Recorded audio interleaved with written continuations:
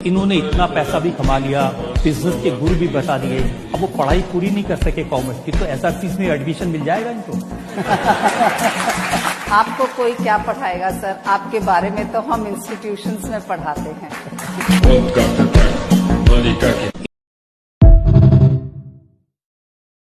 10वीं के बाद पढ़ना ही छोड़ दिया। मेरे को पता थी 11वीं के बाद अल्फा बीटा गामा मेरे को काम आ ही नहीं रहे। और मैं आपको एक बात बता देता हूँ भाई, नौकरी करने के लिए लोग डिग्री मांगते हैं, रेज्यूमे मांगते हैं, आपने क्या किया उसका एक्सपीरियंस मांगते हैं, कंपनी चलाने के लिए नहीं।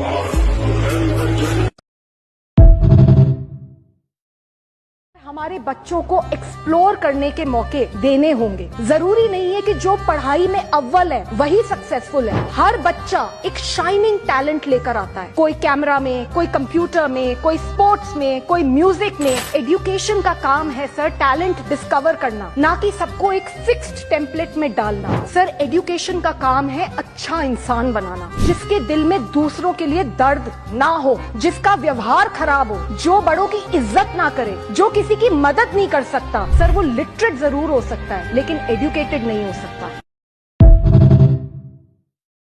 ऐसा फालतू इतिहास पढ़ाया, अकबर बड़ा महान था, होगा, मैं क्या करूं? अकबर महान था, ठीक है, मैं क्या करूं उसका? मेरी जिंदगी में उससे क्या फायदा होने वाला है अकबर की महानता से? मतलब मैं कहना यह चाहता हूं कि जो ज्ञान हम ले रहे हैं हमारी शिक्षा में, वो जिंदगी में कभी काम नहीं आता। आप ईमानदारी से अपने बारे में एक दिन ये करना, मेरी बात है इसलिए नहीं, आपने जो जो पढ़ा है अपनी जिंदगी में याद करो उसमें से कितना आपके काम आया। शायद आप 100 का नंबर निकालेंगे तो 5 भी काम नहीं आया, 5% भी काम नहीं आया। जो काम नहीं आया पढ़ा क्यों, फिर रटा क्यों उसको? और आप ऐसे सोचो कि हमने जितना पढ़ा वो कितना हमें याद है, याद उतना ही रहेगा जो रोज काम आता है। बाकी कचरे को दिमाग निकाल के ऐसे ही फेंक देता है। जो याद ही नहीं रहे और काम नहीं आए उसको पढ़ना और पढ़ाना क्यों? तो मैंने सोचा कि शिक्षा व्यवस्था बदलना बहुत जरूरी है। हमारे बच्चों के ऊपर इतना बोझा हो गया है, इस बोझे ने बच्चों को खत्म कर दिया।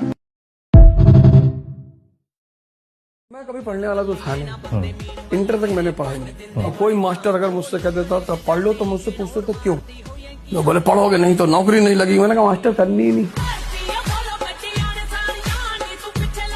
बोले नौकरी नहीं लगेगी, शादी नहीं होगी। अरे मैंने कहा मास्टर भगा ले जाएंगे। ये सब छोड़ो, नौकरी शादी, और बताओ क्या। बघा भावांनो, ट्रेडिंग मध्ये मी चक बर्बाद झाला. ट्रेडिंगने मला चक बर्बाद करून सोडले. जवळपास 3, 3.5, 4 वर्ष झाल्यानंतर मला कळालं की ट्रेडिंग मध्ये खरंच पैसा म्हणत नाही. तुम्ही ट्रेडिंगच्या खरंच नादाला लागू नका. कुठं तर चांगल्या कॉलेजला ऍडमिशन घ्या, गव्हर्नमेंट जॉबची तयारी करा, किंवा मग प्रायव्हेट जॉब मध्ये नोकरी करा, इंजिनियर व्हा, डॉक्टर व्हा. ह्या trading, gold, build, forex market ह्याच्या नादाला लागू नका. इथं पैसा बनत नाही, तुमच्या फक्त पैशाचा आणि तुमच्या टाइमाचा लॉस आहे. कसा एक आठवड्यासमोर आजच विड्रॉ मारले. विचारायचंय शेअर मार्केटची किती लोकांना भीती वाटते. आता याच्या बाबतीतच थोडंसं आणखीन पुढे जाऊन डिस्कशन करूया. ओके, सो मला सांगा की जर तुम्हाला एखादा टेररिस्ट भेटला, ओके, आणि त्यानं बॉम्ब दिला, तर किती लोक तो बॉम्ब घरामध्ये घेऊन यायला तयार आहेत? एलपीजी गॅस नावाचा बॉम्ब का आपण आणून ठेवलाय? बॉम्बच आहे ना, फुटला तर जाऊ शकतात 4-5 लोक. गरज आहे म्हणून एवढी रिस्क फॅमिलीला धोक्यात घालायचं?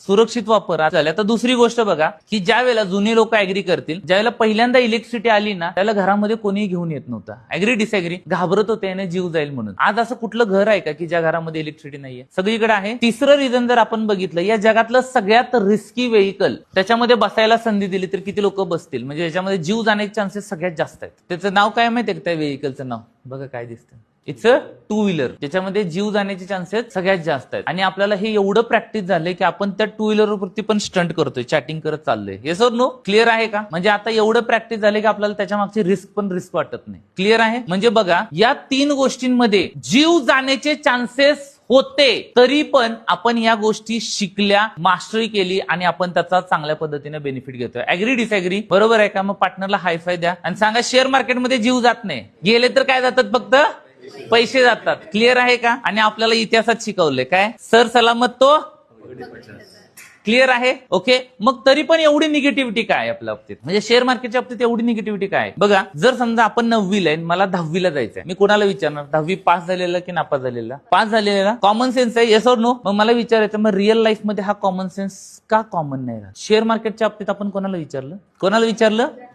मी आजपर्यंत असा व्यक्ती नाही बघितला जो शेअर मार्केटमध्ये सक्सेसफुल आहे आणि त्याने शेअर मार्केटच्या बाबतीत निगेटिव्ह बोललाय, असा एकही व्यक्ती बघितलेला नाही. मित्रांनो, अशीच शेअर मार्केटची माहिती जर जाणून घ्यायची असेल तर बायोमध्ये लिंक दिलेली आहे, तिथे जाऊन रजिस्टर करून तुम्ही आमच्या मास्टर क्लासचा बेनिफिट घेऊ शकता. भेटूया मास्टर क्लासमध्ये.